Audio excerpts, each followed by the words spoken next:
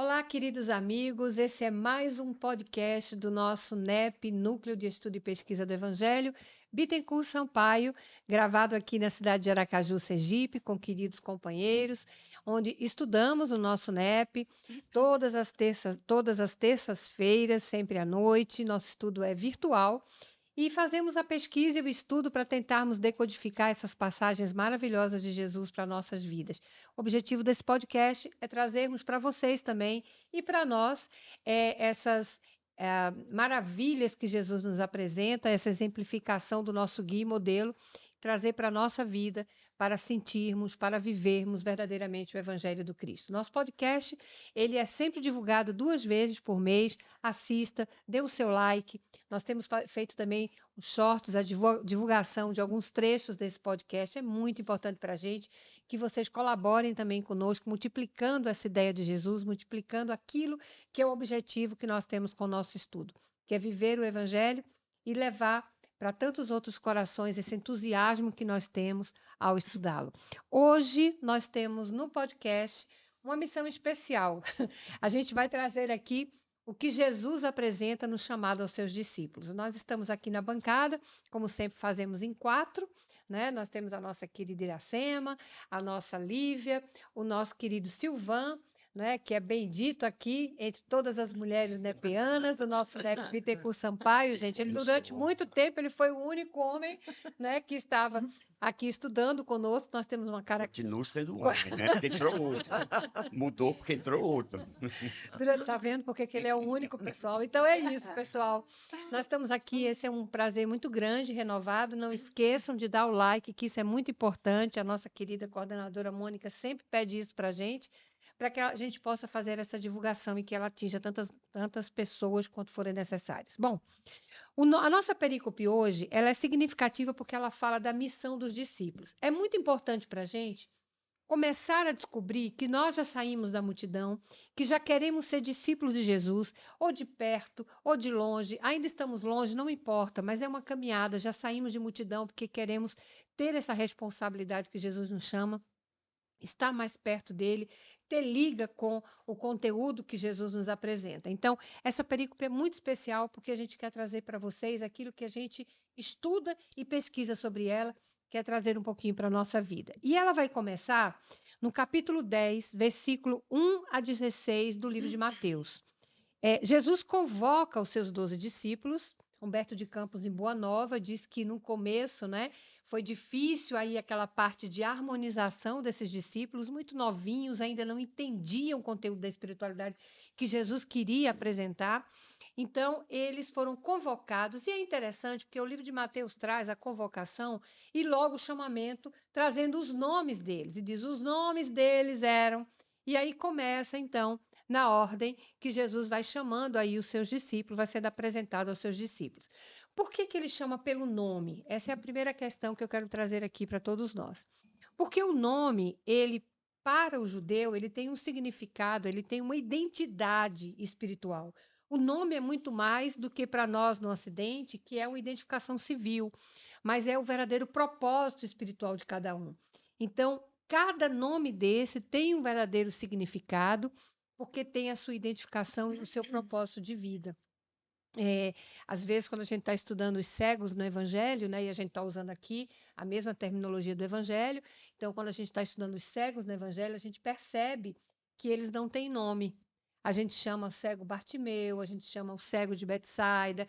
Jesus não identifica, né? O evangelista não identifica, significa que eles são cegos mesmo espirituais, porque não têm ainda noção da sua identidade espiritual. Então, isso é muito importante. Quando a gente iniciar o estudo dessa perícope, a gente iniciar com essa questão relacionada aos nomes, porque nada está à toa no Evangelho.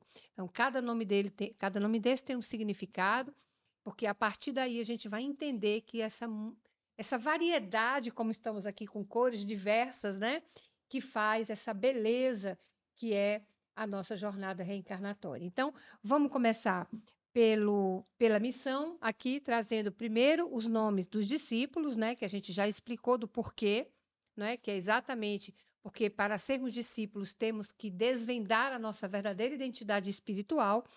e saber por que Jesus, então, envia esses 12 e faz algumas prescrições, traz algumas missões para cada um. Vamos lá, então, né? Vamos iniciar o nosso estudo, já que a gente fez essa abertura. Silvana quer falar inicialmente? Eu não estou aqui com os 12 nomes, então acho que Iracema está, né? Está aqui. Mas você disse uma coisa interessante, que nós somos discípulos, não somos mais multidão.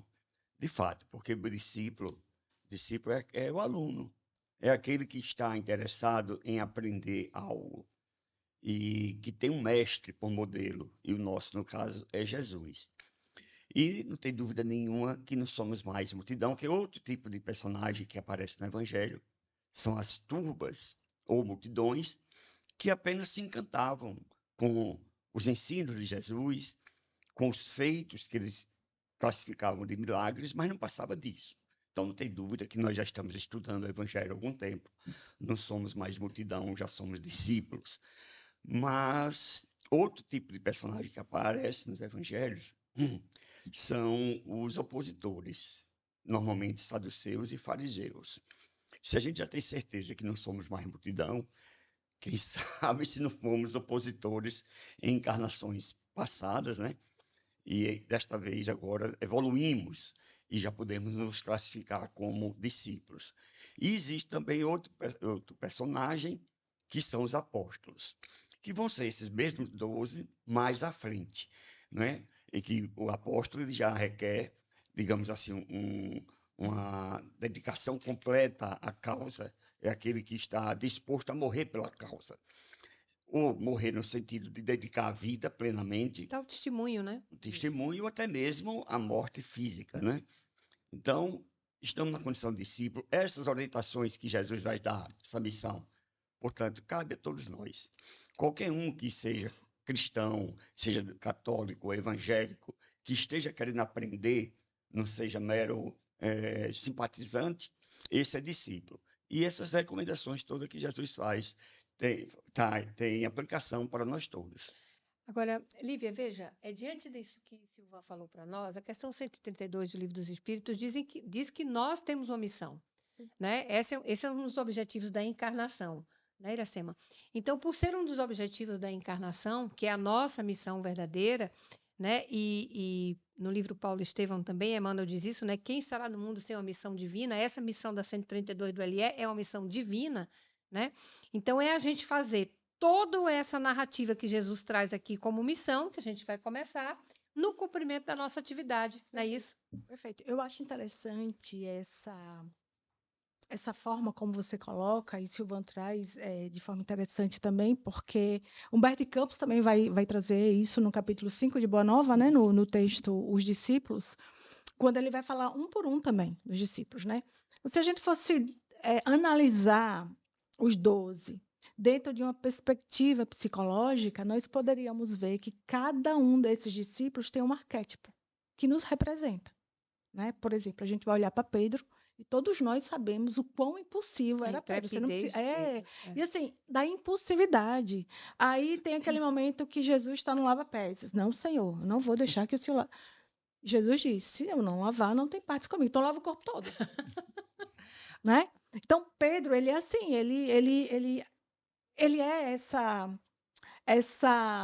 arquétipo da impulsividade. Quantos de nós somos assim? A imaturidade, né? De João, né, Lívia? Quando João e Tiago diz, faz descer fogo do céu, mata o samaritano todo. Vamos resolver esse problema agora. Aí a gente vê André, por exemplo. André é aquele discípulo discreto, silencioso, que vai e chama 2 para seguir Jesus, não é?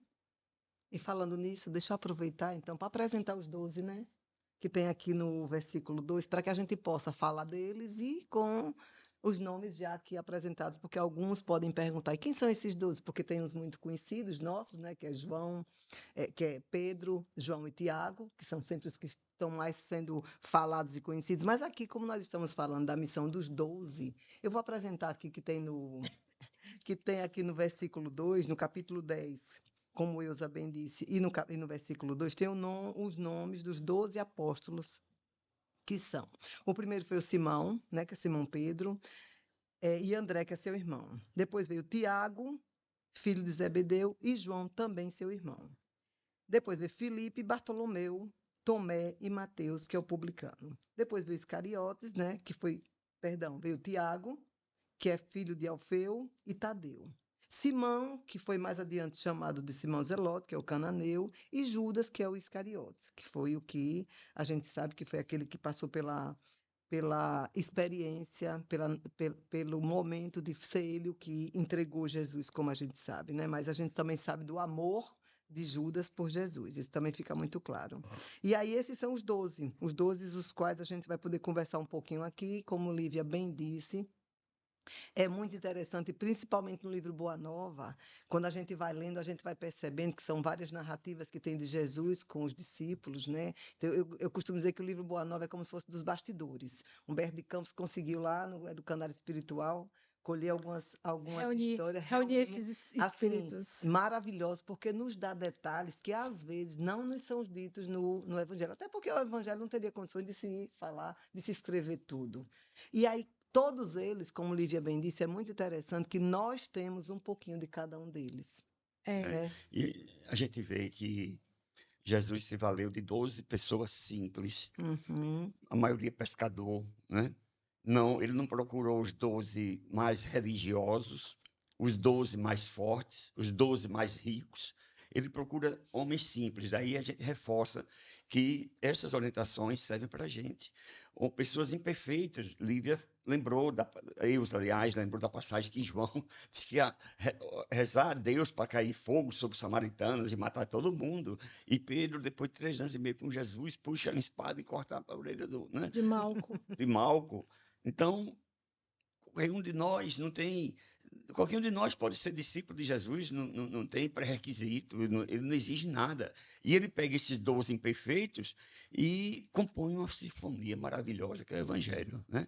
Então, a gente não tem por que alegar, às vezes acontece numa casa espírita, quando se convida uma pessoa para um trabalho, não, quem sou eu, não tenho evolução ainda suficiente. Não, nenhum deles tinha evolução suficiente. Nenhum de nós é perfeito, não tem ninguém aqui, não é? Perfeito, não tem ninguém. Então, no caminho. E a gente se integrando a um trabalho, esse próprio trabalho, essa tarefa, nos ajuda a gente ir se aperfeiçoando. Não é isso? A gente não pode. Desculpa. Não, eu ia dizer isso, é aquilo que a gente aprende, né? Jesus não busca ferramentas perfeitas, mas ferramentas que estejam disponíveis, né, Lívia? Exatamente, era isso que eu ia falar, até porque vai entrar dentro da questão que se trouxe para a gente, lá do Livro dos Espíritos, né, sobre a missão. Às vezes a gente sabe, normalmente, aliás, a gente sabe que tem uma missão reencarnatória, a gente tem uma programação reencarnatória. Tem o véu do esquecimento, a gente esquece, mas as coisas vão convergindo para que a gente consiga cumprir. E com os discípulos da mesma forma, naquela época e nos dias de hoje. Eu acho que o bonito de Mateus é que ele coloca aqui, vou colocar todos nós aqui nesse bloco para vocês perceberem que todos nós somos pessoas simples, como o Silvão falou aqui, e que somos pessoas disponíveis e que estamos, como discípulos, aprendendo com o mestre, né? Temos mulheres discípulas? Temos, né? E cada uma de nós, mulheres aqui, vai se identificar. A gente pode pensar em Marta e Maria, né? Que Marta trabalhava, né, muito, e a outra sentava lá aos pés do mestre, né? Temos Joana de Cusa e tantos outros. E nos dias atuais também. Então, nessa questão, sabe, Elzinha, da missão, nós podemos não nos lembrar da nossa missão exatamente. Mas que temos. Mas temos. E uma delas é que nessa encarnação nós seríamos discípulos. E como o Silvão fala, né? Todos podem. Então, agora, já que a gente descobriu que a gente tem uma missão mesmo e que essa missão é divina, aí vamos trabalhar o seguinte: não tomeis o caminho dos gentios e não entreis na cidade de samaritanos. Lógico que Jesus não está fazendo nenhum tipo de exclusão aqui, porque ele jamais faria exclusão, né? Ide de preferência as ovelhas perdidas da casa de Israel. E agora, Silvão, como é que a gente cumpre a missão Então, seguindo isso aqui que Jesus está pedindo? Pois é. Jesus conhecia perfeitamente não só os seus 12, como a todos. Jesus viu o perispírito da pessoa e, consequentemente, o histórico dela, não é? E ele só curava aqueles que tinham mérito para tal. Jesus não derrogava as leis divinas. Então, quando ele sabia que o karma daquela pessoa estava concluído, ele curava. Então, ele sabia que os 12 eram frágeis. E ir pelo caminho dos gentios, porque o judeu tinha, por obrigação da lei mosaica, ir pelo menos 3 vezes no ano a Jerusalém, não é isso? E eles tinham 4 caminhos possíveis. Havia o mar Mediterrâneo, que era o mais distante e mais caro, oneroso. Tinha o mais curto e agradável, que era margeando o Rio Jordão, e era o preferido deles. E esses outros dois, da cidade do Samaritano e pela terra dos gentios. A terra dos gentios era do outro lado do lago de Genezaré, uma região que tinha sido colonizada, invadida pelos gregos com Alexandre o Grande. Embora nessa época de Jesus já estivessem sob o jugo romano, mas a cultura era grega, eram politeístas, eram materialistas. Então Jesus tinha receio que os discípulos chegassem lá e se prostituíssem. Prostituir para o judeu é adorar mais de um Deus, é ser infiel ao Deus único. Então recomenda que não fosse. A mesma coisa pela cidade de Samaritanos, que era um povo samaritano, era dissidente do judeu, era separado em função das invasões, e havia uma animosidade entre ambos, entre judeus e samaritanos. E Jesus sabia que o samaritano gostava muito de uma polêmica estéril, sem fim. Então, os discípulos podiam perder muito tempo. Claro, como Eusa disse, ele não está discriminando, ele sabe que tudo tem o seu tempo. Um dia os samaritanos chegariam para o evangelho, os gentios chegariam. Mas naquele momento era mais importante eles seguirem à frente. É melhor ir às ovelhas perdidas da casa de Israel, porque o judeu era considerado uma ovelha sem pastor, porque os que tiveram a missão de evangelizar, digamos, os religiosos, os saduceus e os fariseus tinham falhado na missão deles. E o judeu era uma ovelha sem pastor. Mas eles já tinham recebido a primeira revelação com Moisés, já tinham recebido a Torá e os profetas. Então, o campo já estava mais favorável. A terra já estava mais... Tinha um laço espiritual. Um laço espiritual. Então, em vez de você perder um dia todo com um samaritano que não vai dar em nada, vá à frente e você vai pregar para o judeu e vai ser mais fácil, mais provável que você consiga convencê-lo do que o próprio samaritano. Seriam os materialistas de hoje. Agora, veja que bonito, Lívia e Iracema, né? Vamos lá, eu pedi para você trazer isso para a nossa vida, né? Então, para o nosso dia a dia, o que é não seguir por esse caminho? Você vai continuar brigando por coisas pequenas? Exato. Vai procurar a tua missão, não perde tempo, né? Com Exatamente. bobagens, com desafios menores, que fazem com que você muitas vezes fique estagnado na estrada. Então Jesus disse, como o Silvan disse, vai de preferência às ovelhas desgarradas, né? Vai àqueles que estão sem pastor, como Lívia disse, né? Da casa de Israel, porque na verdade eles já têm o laço espiritual. Então você não perde tempo com aquilo ali, porque a gente não tem mais esse tempo a perder, né? Eu acho bonito porque dentro da pedagogia do Cristo, ele nos ensina a olhar para quem está fora e vendo as suas fragilidades, nós também possamos ver a nossa fragilidade, porque o outro é sempre um espelho para nós. Isso. E Jesus sabia que os seus discípulos eram frágeis. Vamos lembrar daquela discussão entre quem vai ficar de direita, quem vai ser do maior, mas não no meu reino, né? Então, existia isso como existe em todo grupo que estuda o evangelho, em todo grupo, Toda instituição. né, de discipulado. Existe, porque somos frágeis, estamos cada um no nosso estágio evolutivo, né? Então, Jesus, aparentemente, eu acho tão bonito isso, porque aparentemente parece que Jesus está excluindo.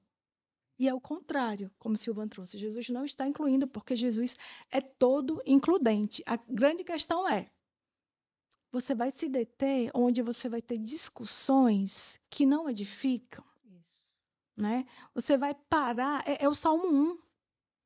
Não pare, não se detenha e não sente na roda dos escarnecedores. Antes o seu prazer está na lei do Senhor, e na lei do Senhor você vai meditar de dia e de noite. É esse o objetivo deles e nosso aqui. Onde eu vou é onde os corações possam aceitar essas verdades que não são nossas, porque nós não somos o discípulo não é portador de nenhuma verdade. Ele transmite a verdade do Cristo. É tão né? interessante Do mestre. isso que vocês estão falando aí, eu fico aqui pensando, porque eu sempre gosto de fazer muito isso que Eusa disse nesse instante. É tudo isso que a gente busca, mas para a gente trazer, é como se fosse assim, a gente vai lá, como o estudo nos convida a isso, a saber um pouco o que era a realidade da época, como era o costume da época, por que que eles agiram daquela forma. Mas aquela mesma fala e aquele mesmo comportamento de Jesus é para nós hoje, Hoje. mas de uma forma assim tão forte que nós paramos para pensar assim. A gente já para pensar nessas guerras que estão tendo aí. Essas coisas absurdas que estão tendo aí. Gente, nós estamos há 2026 anos depois que Cristo passou por aqui, deixou a lição de amor, que nos ensinou, que alguns de nós conseguimos compreender um pouco, mas muitos de nós ainda não compreendemos até hoje. Eu costumo dizer que nós, da doutrina espírita, temos o prestígio, o privilégio, o esclarecimento de que toda a informação nos chega destrinchadas, porque nós acreditamos sim que as informações que vêm de Emmanuel, que vêm de Humberto de Campos e de tantos outros, não são invenções. Sim. Chico não parou para inventar aquela história, não. Ali realmente foi trazido do mundo espiritual, desse outro local, para que a gente pudesse ter, como se fosse assim, desperte. Para a gente poder Aqui no acessar, livro, né? inclusive, Boa Nova, eu não estou lembrada bem qual é o capítulo, mas tem um momento onde Jesus vai com os discípulos, acho que é para Jerusalém, e que chegando lá existe muito deboche, muita Nazaré, Nazaré. para Nazaré, exatamente, justamente da terra onde ele tinha nascido. Nascido no que Ele era. viveu, né? Viveu, exatamente. E aí os discípulos ficam irritadíssimos e querendo que Jesus tomasse uma atitude. Como é que a gente está aqui e Jesus simplesmente bate a retirada? Diz, vamos voltar. Iracema, Oi. desculpa lhe interromper. Não. Isso é tão interessante, porque Jesus bate em retirada. Fica calminho. Exato. Vê que o momento não é aquele ali, não perde tempo. Mas o que é que acontece com os discípulos? Eles levam a discussão de Nazaré até Cafarnaum. Exato, exato. Que é Vamos nosso, né? tirar É esse nosso, tema. é nosso, é É. nosso. É um pouco do que falou no podcast anterior, né, de 15 dias atrás, onde se fala um pouco daquela tempestade e da calmaria de Jesus. Então, é muito interessante que a gente traga para nós, porque tudo que a gente estuda, e nós que estamos no núcleo de estudo, é com esse objetivo, e quando nós estamos aqui fazendo podcast, é porque a gente quer partilhar, a gente quer dividir com as pessoas um pouquinho do que a gente já consegue compreender, mas trazer muito para nós. E essa questão assim, não vamos ter muito milindre, não vamos ficar muito magoados. Exato. Não vamos nos colocar numa posição onde a gente fique assim, é porque eu quero que seja desse jeito. Não, a gente não pode, não. A gente já não, isso já não compete mais a gente. Eu É como acho... se assim, com o conhecimento que a gente tem, isso não já, então assim, a gente precisa ter essa questão do recuo em algumas situações e não trazer conosco, que mais à frente a gente vai ver aqui, a questão de bater a sandalinha e a gente não trazer, Exato. né? Eu acho que para os dias de hoje, né, dentro da provocação de Eusa para a gente, como que a gente pode aplicar, né, o chamado dos discípulos hoje para as nossas vidas, no nosso dia a dia, no nosso cotidiano,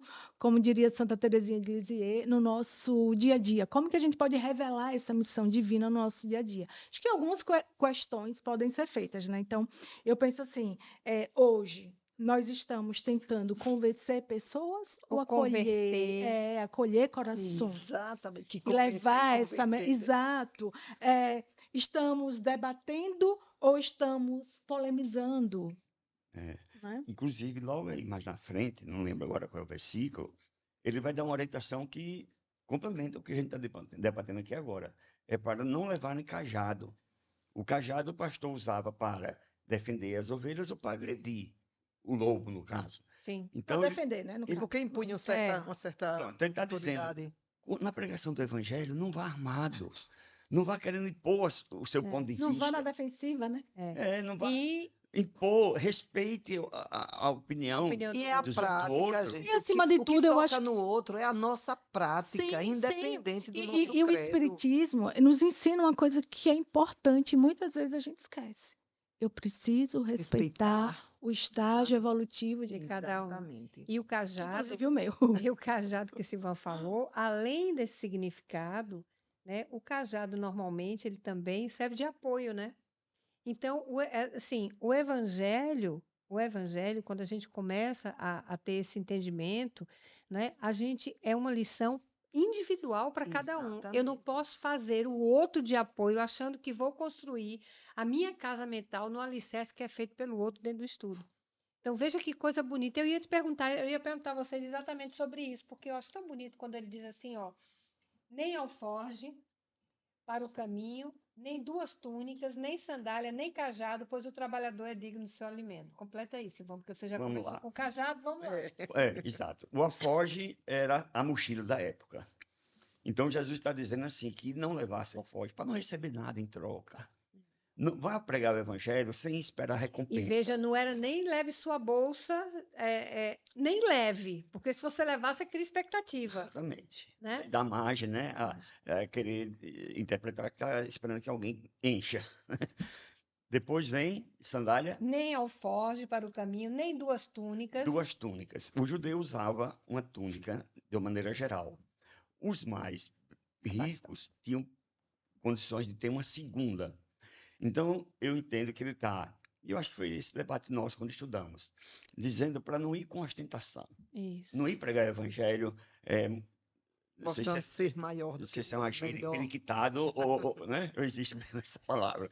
Porque se for assim, é possível que crie uma distância, Não cria empatia, não né? crie empatia. Né? Isso tem que se colocar no nível da pessoa. Por exemplo, citar um exemplo, você vai numa periferia, numa casa bem paupérrima, levar uma cesta básica, mas se for de sapato alto, calça de veludo, o carenciado ali talvez nem se abra, nem Sabe o que converse. eu pensei agora, pessoal? Hum. É o que os espíritos nos dizem, né? É a caridade desinteressada. Então, você não deve fazer a caridade, né? E se colocando superior àquele que E está é por recebendo. isso que a primeira orientação de Jesus é: não leveis ouro, nem Nem prata, prata. nem Isso, cobre, Isso. né? Para não se apoiar exatamente nisso. Olha, vou dar um exemplo aqui, pessoal, real. Eu fui fiscal do Banco Brasil e visitava muito imóvel rural. Aqui em Sergipe, a maioria dos empréstimos são rurais, uns ou outros, industrial, comercial. E na grande maioria rural, mini produtor, pequeno produtor. Então, eu ia em pequenas propriedades, pessoal bem simples. E dependendo da forma como cumprimentasse, como chegasse, a recepção era diferente. Chegasse o doutorzinho do banco, que foi lá, ficava distante, não dava informação, botava dificuldade para ir mostrar o animal. Se chegasse com simplicidade, o mundo se abria. A Eles recepção era conversavam e explicavam bastante coisa. Então, é desse sentido. Essa aparência, Essa né? empatia, Ô, né? Eusa, Silvan e Iracema, irmãos que estão aqui nos acompanhando. Eu acho que essa primeira orientação de Jesus para os discípulos de não levar ouro nem prata é tão simbólica. E eles aprenderam a lição que depois da ressurreição de Jesus e quando Jesus volta para o plano espiritual e que os discípulos, depois do Pentecostes, depois da descida do Consolador, eles estão tão envolvidos e cheios de autoridade espiritual que o texto lá em Atos vai dizer que Pedro estava passando com João em frente ao templo de Formosa e tinha lá um pedinte. E ele disse: eu não tenho ouro nem prata, mas o que eu tenho eu te dou. Em nome de Jesus, levanta e anda. Então, assim, não é o apego e a segurança Livinha, que a matéria traz para a gente. da nossa missão, como o Silvan falou, não preciso ter, Isso. preciso Uhum. ser. Isso. E a gente falou na semana anterior do podcast que o discípulo ele é e ele está. Muito bem. Não precisa de ouro para pregar o evangelho, né? Muito pelo contrário, se você chegar para pregar o evangelho já demonstrando que tem muito dinheiro, possa ser que atraia interesseiros, né? E fica até contraditório, né? Porque aí é a matéria e não o espírito. E essas sandálias, gente? E essas sandálias aqui? Porque o Cristo pede a gente não use nem sandália, né? Uhum. Ele fala nem sandálias, nem cajado, pois o trabalhador é digno do seu alimento. Lívia, você bem sabe, né? O judeu ele usava percápio, era pobre. Quem usava sandália era o soldado romano ou que tinha dinheiro para ir para longe. Para longe. Então, eu vejo assim, que ele está recomendando que antes de partir para longe de sandália, Resolva a sua vida bem. Exato. você, primeiramente, né? Tá bom com a internamente, família? Seu núcleo Tá bom com a familiar. família? Exato, Tá bem? É bem para Então, nos trazer para isso né? mesmo. Antes de querer resolver muito que tá, alguma coisa que está muito lá adiante, vá tentando ajustar por aqui o que você pode, né? É por isso que há a diferença de justo e profeta, né? Porque quando a gente estuda para ser justo, o justo é aquele que faz o que diz e diz o que faz. né? O profeta nem sempre, né? O profeta, às vezes, ele diz algo que ele não faz, por isso existem os falsos profetas, né? Mas a gente estuda para ser justo, né? Para a gente fazer exatamente isso. Então, com que cara a gente vai Por isso que Paulo diz que o amor era tanto que constrangia, né? O Aham. amor do Cristo é tanto. A gente fica constrangido, né, pessoal? Eu acho bacana essa questão do simbolismo das sandálias, das alpercatas, porque dá essa sensação de segurança. Você está caminhando. Imagine uma terra árida. Não tem como você Pedrinha, caminhar. o deserto de pedrinha. pedrinha. Você não tem como caminhar. Então, você vai te dar apoio, vai te dar segurança. E tem dois momentos simbólicos em outras narrativas do Evangelho que vai anteceder esse momento, que é de João Batista. Que ele diz, eu não sou digno de desatar a sandália. É. Porque se a sandália dá essa sensação de proteção, e na cultura da época, como Silvan bem lembrou, João ali está reconhecendo, nesse momento, a superioridade de Jesus. E ele só era servo de Jesus como os discípulos. Então, assim, eu não sou nem digno, sua missão, né? Tire suas sandálias, que essa terra é É santa. santa, é santa. E aí a gente vai ver Paulo, lá em Efésios, quando ele vai dizer que nós precisamos nos vestir com a armadura de Deus. E ele vai dizer, né, de todo o traje, capacete da salvação, Capacete da couraça da esperança, justiça, escudo da fé, espada do Espírito. E ele vai dizer, preparem, calcem os seus pés com as sandálias, que é a preparação do Evangelho. Então, quando Jesus diz, não leve uma sandália extra, não se apoie naquilo que é humano, não se apoie naquilo que traz segurança, se apoie no Evangelho. A sua segurança tem que ser, né? E aí Paulo vai pegar essa lição para ele também, vai dizer assim, olha, calce os seus pés com a preparação do Evangelho, É. né? Que está desapegado dessas coisas E materiais os todas, pés, né? Emmanuel ainda vai Calçar os trazer pés é o pra gente. sentimento. Exatamente. E calçar os pés para o Emmanuel é o Exatamente, sentimento, né? fazer Assim, calçar os sentimentos. mas vamos adiantar aqui, Vamos lá. pessoal, que ainda tem bastante coisa para a gente trabalhar. E em qualquer cidade, ele fala assim, ó, em qualquer cidade ou aldeia em que entrardes, examinai quem nela seja digno de permanecer ali até sairdes. Isso é importante, né? Não é para permanecer e ficar, né? Vai falar do evangelho, vai lá e deixa o outro, senão o outro vai fazer você de cajado, que não é bom para ele, né? Ao entrardes na casa, saudai-a, e se a casa for digna, que venha sobre ela a paz. Se, porém, não for digna, retorne a paz para vós. E se ninguém receber, vamos fechar o pacote aqui, né? E se ninguém receber, sai daquela casa sacudindo o pó dos vossos pés. Uma recomendação para que, quando chegasse na cidade, ele procurasse avaliar direitinho quem estava afim, quem poderia se somar, se associar à missão deles. Harmonicamente, quem estava em sintonia, estava interessado, não é isso? Porque se no primeiro, saudar denotando assim respeito, e o judeu costumava saudar desejando paz, né? Shalom.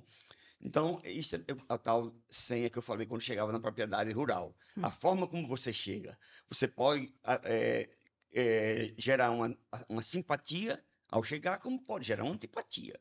E aí prejudica o trabalho. Então, chegue alegre, vai falar do evangelho, procure ver quem está em sintonia com o seu propósito, e depois siga, parta, nunca fique parado, né, Ilza? Sabe o que eu lembrei agora, pessoal? Não sei se vocês vão lembrar disso, né? De Paulo, quando ele vai pregar em Atenas, ninguém quer ouvir falar nada e ele fica meio que doido, né? E tem um altar lá que eles Ao tinham Deus Deus para tudo, desconhecido. ao Deus desconhecido. Aí Paulo começa a ver aquilo, né? E aí diz assim: olha, eu vim pregar para vocês em nome desse Deus aí. É esse Deus que você não Era a conhece. forma. E por isso dizem que Chico lia muito jornal e ele lia as páginas dos acontecimentos, às vezes dos acidentes, das mortes e tal. Perguntaram a ele se é um vivo, gente, não sei se isso é fato, né? Ou é boato. E aí diz que perguntaram a ele por que ele tinha interesse. Ele falou, mas você acha que eu vou iniciar a conversa com uma pessoa falando de Kardec e de espiritismo? Primeiro tem que falar do cotidiano. Do dia a dia. É isso aí que você fazia enquanto funcionário do banco, ia chegar para falar de empréstimo bancário, né? Ou do que tinha sido feito para aquela comunidade. É isso que você falou aí, Ilza, é tão importante, que outro dia tinha uma pessoa comentando que alguém chegou aflito e que aí foi atender e que já foi levando textos evangélicos dentro da doutrina para levar, para fazer aquela correlação. Aí eu disse, minha gente, primeiro você dá o prato de alimento. A pessoa está É. com fome, e a fome que eu estou falando seria, no caso, naquele momento, a fome espiritual. Você leva o alimento. Qual é o Ou até alimento? mesmo, ou até mesmo, Acolhimento, ou até mesmo amor. relacional, né, amiga? Deixa o É. ouvidinho assim completamente à vontade, fale tudo. Depois que aquela pessoa tiver alimentada, completamente feito um caminho de vinculação afetiva, aí quem sabe, se for do interesse, como estava bem dito, aí você então apresenta. Uhum. E apresenta e segue, Isso. porque aí ele vai precisar fazer a caminhada dele com os próprios passos dele. Isso, Não é isso? perfeito. E outra coisa Perfeito. importante nesse versículo a gente vê é o seguinte, que bater o pó da sandália não é desdém. Sim, Isso, importante é bom chamar a isso. atenção Não é isso? disso. É. Eu queria só voltar depois É. no Shalom, Ah, na certo. paz. Então, quem está falando? Porque assim, o Shalom é engraçado. Eu falo engraçado para não dizer interessante, viu, queridos? Porque eu fico assim, pensando na multiforme sabedoria de Deus, mesmo como diz o apóstolo Paulo. Porque, veja, saudai com a paz, né? E Jesus vai dizer para eles, olha, a paz que eu te dou é a paz que o mundo não tem, né? Paulo vai dizer Não que vou lá dar como o mundo muito dá. e Paulo vai dizer, essa paz, ela excede a todo e qualquer entendimento. A gente não vai compreender essa paz. Perfeito. Os judeus via a paz como um perfeito bem-estar espiritual. Era uma condição do espírito. Eu estou bem com Deus, eu estou bem com a lei, então eu estou bem com tudo. Se Silvan está bem com Deus, em harmonia com a lei, ele está pacificado e ele tem paz para me dar, se eu não a recebo, o problema não é dele, o problema sou eu que não Exato. tenho essa condição Então, essa ainda, essa comunhão, harmonia isso. para receber. Silvan vai perder a paz que ele me deu? Não, a paz vai voltar para ele.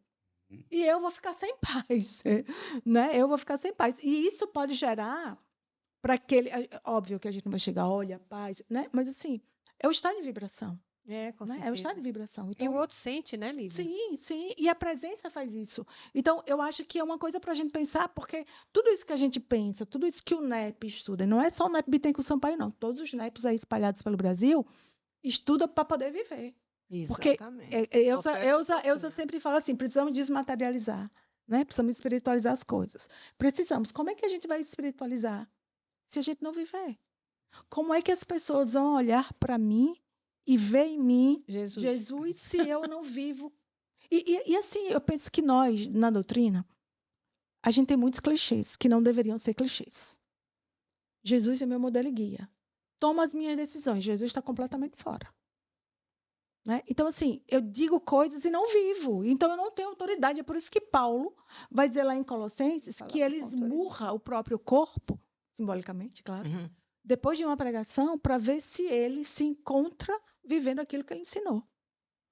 Então, dar a paz, a gente só pode dar se a gente tiver. E penso que essa é uma das condições daqueles que se dizem discípulos de Jesus.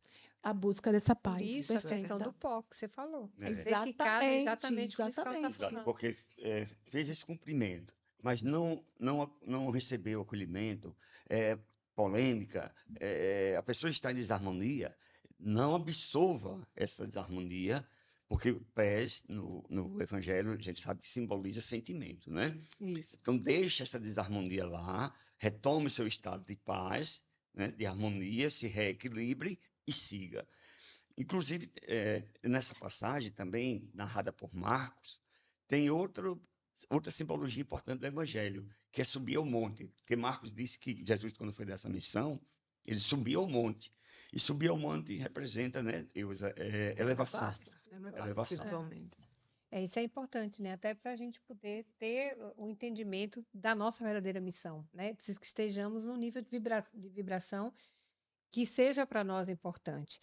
Mas ele continua falando que amém vos digo que haverá mais tolerância no dia do juízo para a terra de Sodoma e Gomorra do que aquela cidade.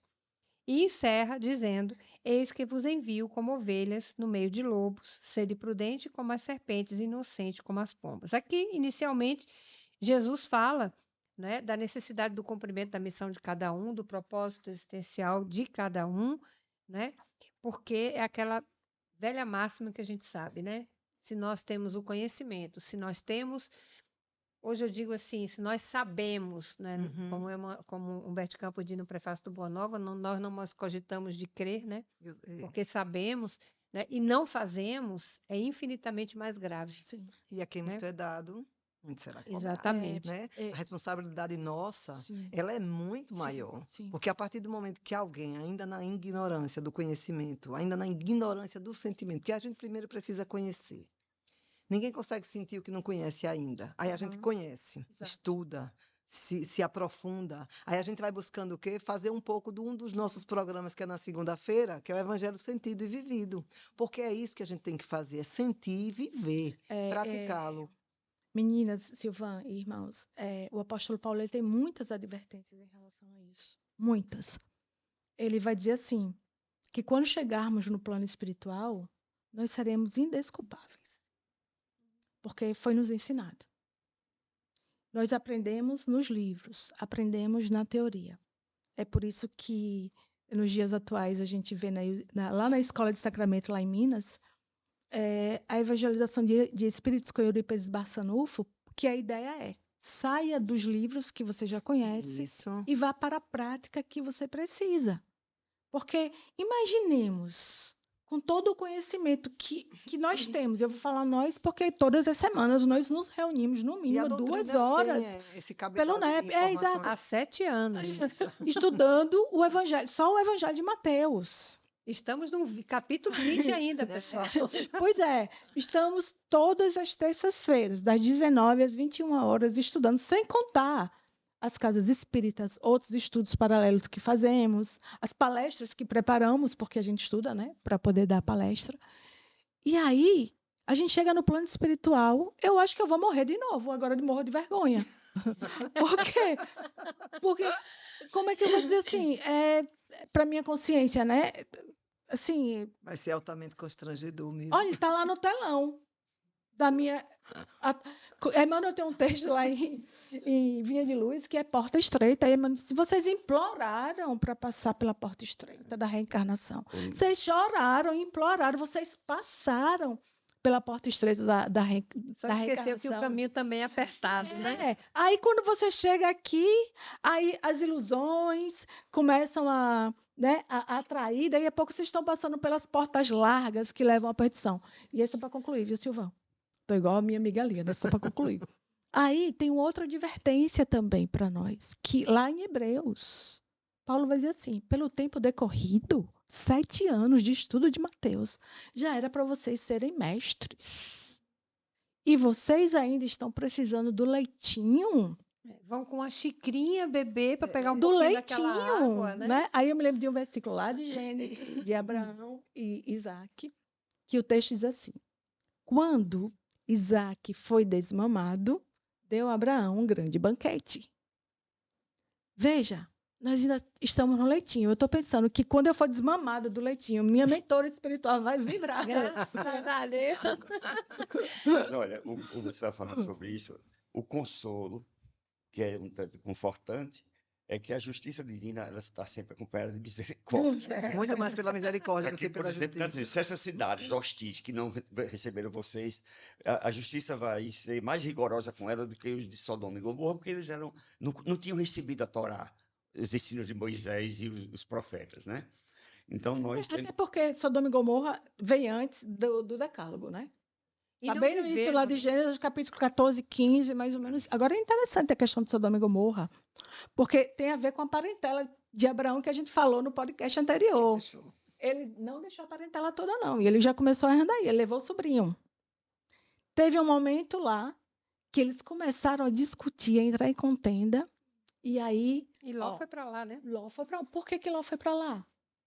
Levou o cajado, levou o ouro e a prata, pensou na materialidade. Mas sabe o que é bonito disso, Lívia, que eu acho? Ló foi para lá, mas Ló mantinha os mesmos princípios e as mesmas condições que aprendeu com de Abraão. Exato. Porque ele deixa os dois, ele convida os 2 anjos para entrar, coisa que os habitantes de Sodoma detestavam.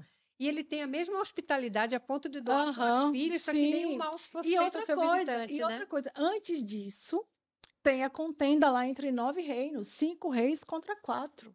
Aí Abraão sabe que um dos reis é lá de Sodoma e Gomorra. Aí ele disse, não, peraí, eu vou lá. E ele pega alguns homens, vai lá, resgata o sobrinho.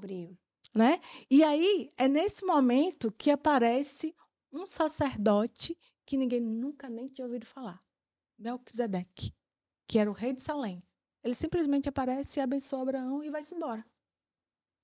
É muito bonito, né? Quando a gente começa a fazer essa ponte com o Antigo Testamento, que na verdade é uma revelação só, a gente estuda muito isso, né? Isso. Mas é bonito quando a gente começa a fazer essa ponte, e principalmente quando ele diz assim que diante dessa condição, né, que a gente vem sendo preparada, tá aí lá desde a primeira revelação, Jesus diz assim: Tu é ovelha, porque eu sou pastor e eu vou te mandar para os lobos. Misericórdia, vai me trucidar, né? Porque o lobo vai acabar comigo. Então, vou te mandar por lobo. Sede prudente, porque a nossa missão espiritual tem que ser no desenvolvimento mesmo, no envolvimento com os outros, né? E aí ele pede, sede prudente como a serpente, inocente como as pombas. Como é que a gente traduz aqui para a gente encerrar o nosso podcast de hoje? Pois é, que orientação, né? Que bonito isso que ele diz, né? Se ele mandasse lobo para falar com outros lobos, ia dar luta de UFC, né? Não, E, e e, assim, né? e acaba a gente entendendo ao longo do evangelho que a ovelha, ela é muito mais poderosa que o Muito lobo. mais. Muito É. mais forte espiritualmente, né? É, Então ela vai ser mordida, devorada, mas ela vai ter paciência, não persistência cair em armadilha. e vai convencer o lobo. É, Porque se exatamente. fosse outro lobo, ia para pancadaria e não convencia nada. Por A ovelha Verdade. não revida, né? E vai com o exemplo dela de não revidar, terminar convencendo o lobo. Eu A acho que a vida dela deve ovelha, ser muito boa, que ela não revida. eu acho que a ovelha tem essas qualidades que a gente está buscando. Exatamente. Exato. E o lobo tem as qualidades que a gente está deixando. E que é mais que a gente ainda está tendo. A gente Porque a tem, mas gente o que a gente ainda tá- precisa parar quantas Tem- discussões tem em um trânsito, Sim, gente, né? sim. Então, assim, por exemplo, hoje eu estou fazendo um estudo em São Francisco de Sales, né? E Joana de Chantal. Então, todo dia eu ando com eles, né? Busco um texto, vou refletir, vou meditar. E o dia de hoje caiu para buscar a mansuetude, a mansidão. Então, pense que eu estou deixando a agressividade. E já vieram tantas situações em que eu. Lígia, E sabe por que então Jesus fala de serpente aqui? Porque a serpente é silenciosa, né? Exato. Então, quando você vai no exercício da sua missão, da sua atividade, vai em silêncio, não faça barulho. Se entrar a Covarde. serpente aqui, ninguém está vendo que é serpente. Pode até estar por aqui. Não, Ela é não tá não, sorrateira, né, ela é João? Mas, sorrateira. assim, pode até ter, né? E aí ela é tão pequenininha, ela faz tão pouco barulho. É interessante como Jesus ali utiliza, né? Porque em algumas passagens do Evangelho a gente vai ver não como coisa boa, né? Não como um título bom, mas depois como coisa quando você boa. vai pegar. Porque prudência de serpente é isso, não faz barulho, você não vai entrar em contenda com o outro para o. Imagine que paradoxo você querer levar Jesus por outro Brigando com ele. brigando. Agora veja que interessante. Deixa eu voltar rapidinho para o Velho Testamento, porque na arca entrou pares de todos os animais, imundos e não imundos, e puros, né? E a arca, se a gente for pegar a simbologia da arca, somos nós nesta encarnação.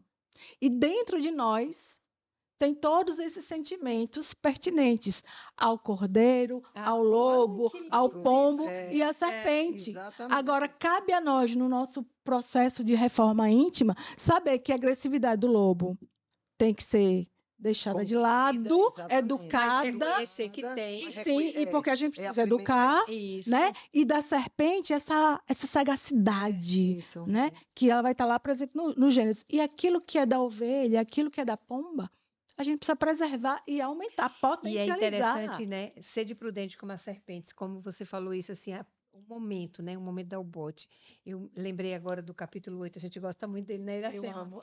O capítulo 8, Iracema Bom tem uma ânimo. palestra linda sobre isso, Bom Ânimo, no livro Boa Nova, Psicografia de Chico Xavier, pelo Espírito Humberto de Campos.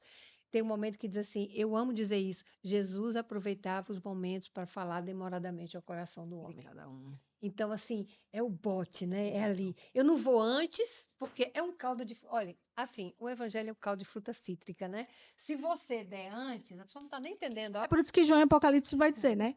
Quando a gente engole, é palatável, tem sabor de mel. Mas no estômago, digerir. amarga. Eu Né? separei aqui uma parte que tem em João, né, no capítulo 16, versículo 33, uma fala de Jesus que eu acho maravilhosa, eu utilizo muito, onde ele diz assim, no mundo tereis aflições, mas tende bom ânimo, eu venci o mundo. E eu gosto muito de chamar a atenção deste artigo, o mundo.